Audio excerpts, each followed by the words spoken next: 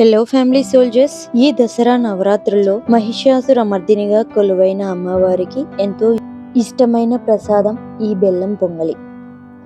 దానిని ఇంకా ఆలస్యం లేకుండా ఎలా చేయాలో చూసేద్దాం రండి. దానికోసం ముందుగా ఒక గ్లాస్ తీసుకుని అందులోకి హాఫ్ వరకు మనం పెసరబ్యాళ్ళను అయితే వేస్తున్నాము, మూంగ్ దాల్ని వేస్తున్నాము.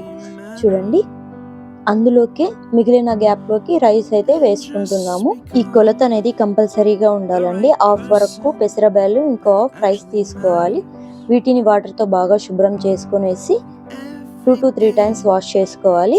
అలా వాష్ చేసుకున్న తర్వాత మనం ఏ గ్లాస్తో అయితే మెజర్మెంట్ తీసుకున్నామో అదే గ్లాస్తో 3 గ్లాసుల వరకు వాటర్ అయితే పోసుకుంటున్నాను. ఈ కొలతలో నేను కుక్కర్లోకి మాత్రమే చెప్తున్నాను.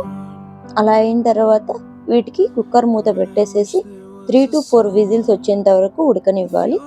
అలా ఉడికిన తర్వాత వాటిని వేరొక గిన్నెలో వేసుకొనేసి అందులోకి 150 గ్రాముల వరకు బెల్లాన్ని వేసుకోవాలి. తురిమిన బెల్లం వేసుకోవాలి.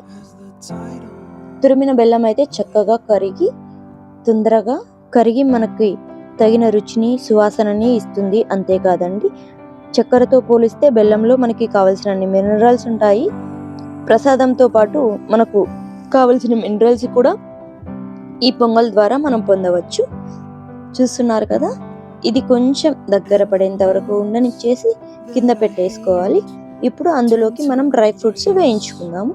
1 స్పూన్ గీ వేసి అది కొంచెం వేడైన తర్వాత అందులోకి మనం కాజు వేసుకోవాలి, కావలసినవి.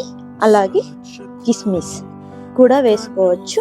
డ్రై ఫ్రూట్స్ ఏవైనా కానీ వేసుకోవచ్చు. అలాగే ఉంటే పచ్చి కొబ్బరి కూడా వేసుకోవచ్చు.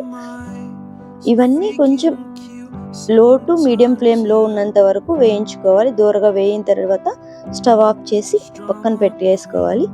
ఇప్పుడు మన బెల్లం పొంగలిని సర్వ్ చేసేసుకోవడమే. ఇంతే అండి, సింపుల్ అండ్ ఈజీ వేలో సర్వ్ చేసేసుకోవచ్చు. ఒకవేళ మీరు ఆ వీడియోస్ని ఫస్ట్ టైం చూస్తున్నట్టయితే లైక్ చేసి, షేర్ చేసి, సబ్స్క్రైబ్ చేసుకోండి. Thank you for watching. అందరికీ మరొకసారి విజయదశమి శుభాకాంక్షలు.